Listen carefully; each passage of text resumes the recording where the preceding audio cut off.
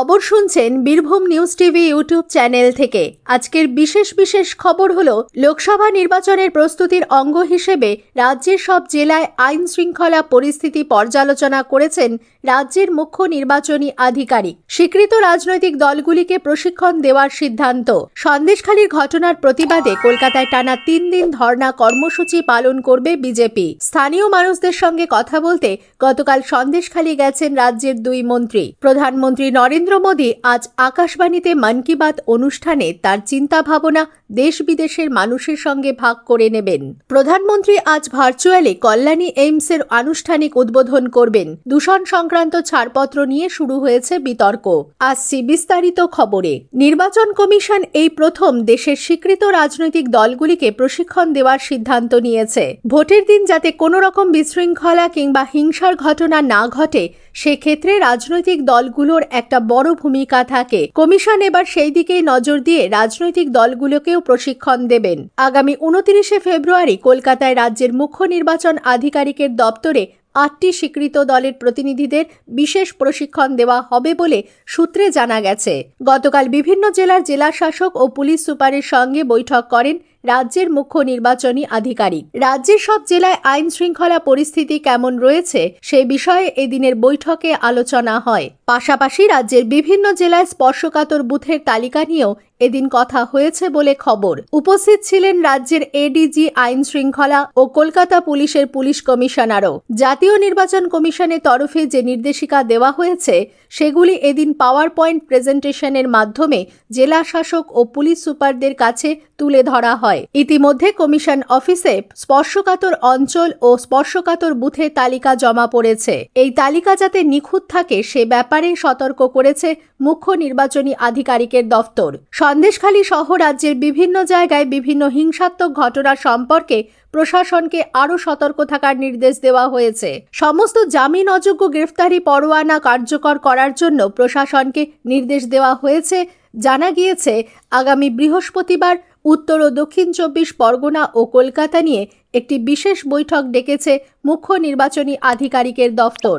মনে করা হচ্ছে সেখানে সন্দেশখালী প্রসঙ্গ নিয়ে আরও বিস্তারিত আলোচনা হবে। উল্লেখ্য 3রা মার্চ রাজ্যে আসছে নির্বাচন কমিশনের ফুল বেঞ্চ। আগামী 3 থেকে 5ই মার্চ পর্যন্ত রাজ্যে লোকসভা ভোটের প্রস্তুতি খতিয়ে দেখবে কমিশন। সন্দেশখালীর ঘটনার প্রতিবাদে কলকাতায় টানা 3 দিন ধর্ণা কর্মসূচি পালন করার সিদ্ধান্ত নিয়েছে বিজেপি।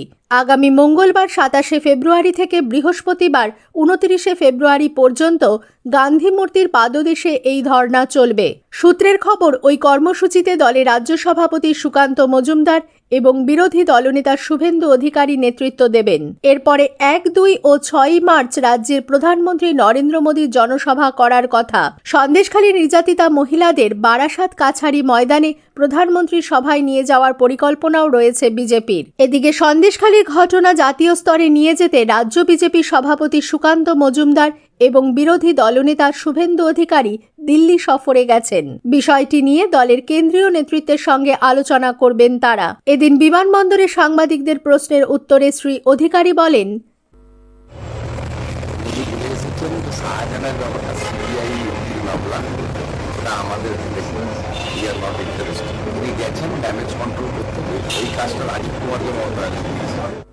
রাজ্য পুলিশের ডিজি কাউকে গ্রেফতার করার জন্য নয়, ড্যামেজ কন্ট্রোলের জন্য সন্দেশখালীতে গিয়েছিলেন।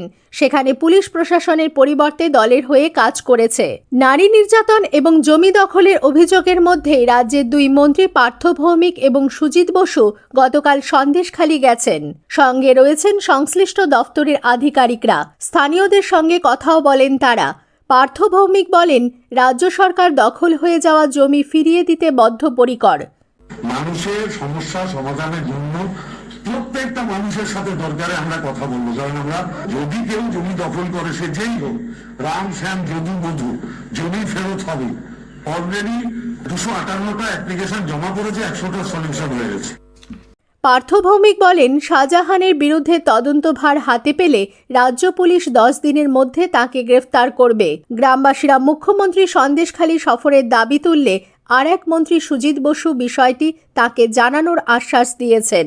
এদিন সকালে বেরমজুরে গ্রামের মহিলারা শাহজাহান ও সিরাজউদ্দিনের গ্রেফতারের দাবিতে ফের এক দফা বিক্ষোভ দেখিয়েছেন। হালদারপাড়ায় বিনয় সর্দার নামে এক তৃণমূল কংগ্রেস নেতার পরিবারের সদস্যদের ধাওয়া করার অভিযোগ ওঠে গ্রামবাসীদের বিরুদ্ধে। পুলিশ গিয়ে পরিস্থিতি নিয়ন্ত্রণে আনে। কয়েকজনকে আটক করা হয়েছে বলে খবর।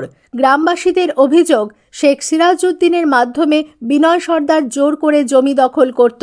এদিকে ডিওয়াইএফআই নেত্রী মীনাক্ষী মুখোপাধ্যায় গতকাল সন্দেশখালী পৌঁছে যান। তার সঙ্গে ছিলেন কয়েকজন বাম যুব নেতা নেত্রী। গ্রামে গ্রামে ঘুরে তিনি কথা বলেন স্থানীয়দের সঙ্গে। গ্রেফতার হওয়া প্রাক্তন বাম বিধায়ক নিরাপদ সর্দারের বাড়িতেও যান মীনাক্ষীরা। দুপুর 1টার দিকে পুলিশ মীনাক্ষী সহ বাম দলটিকে আটকায়। এরপর মীনাক্ষী, ডিওয়াইএফআই এর রাজ্য সভাপতি ধ্রুবজ্যোতি সাহা এবং সিপিআইএম এর রাজ্য কমিটির সদস্য পলাশ দাস সহ 4 জনের বাম প্রতিনিধি দল বসিরহাটের পুলিশ সুপারের অফিসে স্মারকলিপি জমা দিতে যান।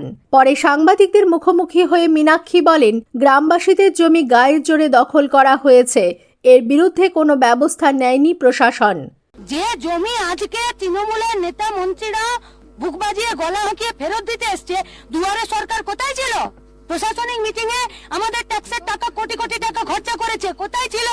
এদিকে গতকাল সন্দেশখালীতে কোনো হিংসার ঘটনা ঘটেনি বলে পুলিশ সুপার মেহেদি হোসেন রহমান জানিয়েছেন। তিনি বলেন, বিশেষ শিবিরে জমা পড়া অভিযোগ খতিয়ে দেখে পুলিশ ব্যবস্থা নেবে। এখনো পর্যন্ত 9 জনের জমি ফেরত দেওয়া হয়েছে বলেও জানান তিনি। জাতীয় মানবাধিকার কমিশনের 5 সদস্যের একটি প্রতিনিধি দল গতকালও সন্দেশখালী যান।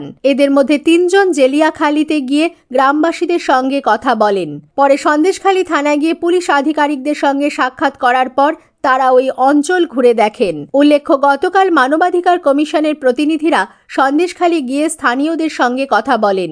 সন্দেশখালীর ঘটনার প্রতিবাদে বিজেপির মহিলা মোর্চা গতকাল কলকাতায় মোমবাতি মিছিল বের করেন। মোর্চার জাতীয় সভানেত্রী ভান্তি শ্রীনিবাসন, মহিলা মোর্চার রাজ্য সভানেত্রী ফাল্গুনী পাত্র, দলের বিধায়ক অগ্নিমিত্রা পাল প্রমুখ কলেজ স্কোয়ারে মিছিলে অংশ নিয়েছেন। সন্দেশখালীর ঘটনার প্রতিবাদে বিজেপির মহিলা মোর্চা গতকাল নিউ জলপাইগুড়ি থানা ঘেরাও করেন।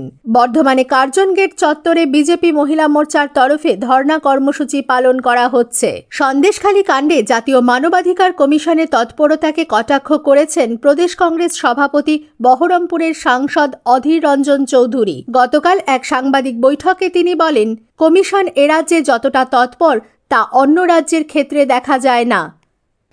মানবাধিকার কমিশন, শিডিউল কাস্ট কমিশন, শিডিউল ট্রাইব কমিশন, যত কমিশন আছে তারা বাংলার ক্ষেত্রে যতটা তৎপর, তাদের নিজেদের রাজ্যে যখন এই ধরনের সংখ্যা সবাই গরিব মানুষের বিরুদ্ধে, না শিডিউল কাস্ট কমিশন তৎপর, না শিডিউল ট্রাইব কমিশন তৎপর।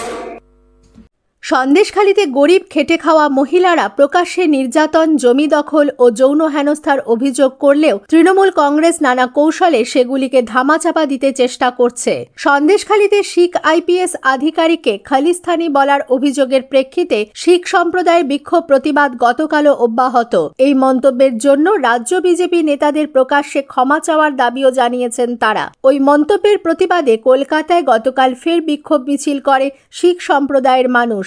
এলাকার তিলজলা থেকে শিখ সম্প্রদায়ের ওই মিছিল মৌলালি হয়ে ধর্মতলা পর্যন্ত যায়। প্রধানমন্ত্রী নরেন্দ্র মোদী আজ কল্যাণী এইমসের আনুষ্ঠানিক উদ্বোধন করবেন। একই সঙ্গে ভার্চুয়ালি উদ্বোধন হবে দেশের বিভিন্ন প্রান্তের আরও কয়েকটি এইমসের। একটি প্রতিবেদন। রাজ্যের স্বাস্থ্য পরিষেবার মুকুটে যুক্ত হতে চলেছে নতুন পালক। নদিয়ার কল্যাণীতে all India institute of medical science AIIMS এর আনুষ্ঠানিক উদ্বোধন করতে চলেছেন প্রধানমন্ত্রী নরেন্দ্র মোদী। 1,500 কোটি টাকারও বেশি ব্যয়ে তৈরি হয়েছে এই অত্যাধুনিক হাসপাতাল। বর্তমানে 37টি বিভাগ, 1800 থেকে 2000 রোগীকে পরিষেবা দেওয়ার উপযোগী আউটডোর এবং 400টি শয্যা নিয়ে পুরো দস্তুর তৈরি এই হাসপাতাল। এখানে রয়েছে 23টি মডিউলার অপারেশন থিয়েটার এবং সংকটজনক রোগীদের জন্য পুরো দস্তুর একটি ব্লাড ব্যাংক। ক্যান্সার, হৃদরোগ, স্নায়ু চিকিৎসা, স্নায়ু শল্য চিকিৎসা সহ জটিল নানা রোগের চিকিৎসার আধুনিক ব্যবস্থা থাকছে এখানে, বিনামূল্যে যার সুযোগ পাবেন রাজ্যের মানুষ। আগামীকাল রাজ্যপাল সিভি আনন্দ বোস, কেন্দ্রীয় জাহাজ মন্ত্রী সর্বানন্দ সোনোয়াল, শান্তনু ঠাকুর, সুভাষ সরকার, নিশীথ প্রামাণিক, জন বাল্লার মতো একাধিক কেন্দ্রীয় মন্ত্রী ও বিশিষ্ট জনেদের উপস্থিতিতে এই হাসপাতালকে জাতির উদ্দেশ্যে উৎসর্গ করবেন প্রধানমন্ত্রী। অনুপম মোদকের সঙ্গে অভিরূপ ভট্টাচার্য, আকাশবাণী সংবাদ, কলকাতা। আগাম পরিবেশ সংক্রান্ত ছাড়পত্রের জন্য আবেদন না করার কারণে কল্যাণীর all India institute of medical science এইমসের নির্মাতার বিরুদ্ধে 15,11,00,000 টাকা জরিমানা ধার্য করা হয়েছে। এক্ষেত্রে নির্মাতাকে ভায়োলেশন ক্যাটাগরি বা বিধি লঙ্ঘনের অধীনে রাখা হবে বলে রাজ্য দূষণ নিয়ন্ত্রণ পর্ষদ জানিয়েছে। কলকাতায় পরিবেশ ভবনে গতকাল এক সাংবাদিক সম্মেলনে পর্ষদের চেয়ারম্যান কল্যাণ রুদ্র জানান, নিয়ম অনুযায়ী কোনো প্রকল্পের নির্মাণ কাজ শুরুর আগে পরিবেশ সংক্রান্ত ছাড়পত্র নিতে হয়। এক্ষেত্রে নির্মাণ কাজ সম্পূর্ণ হওয়ার পর তা পাওয়ার জন্য আবেদন করা হয়েছে। মাঘী পূর্ণিমা উপলক্ষে কয়েক হাজার পুণ্যার্থী গতকাল গঙ্গাসাগরে পুণ্য স্নান করেছেন। ভোর হতে কাকদ্বীপ থেকে সাগরমুখী পুণ্যার্থীর ঢল নামে। স্নানের পর কপিলমুনি মন্দিরে পুজো দেওয়ার লম্বা লাইন পড়ে। মকর সংক্রান্তির পর এই তিথিতে সবচেয়ে বেশি পুণ্যার্থী সমাগম হয় সাগরে। স্থানীয় সংবাদ শেষ হলো।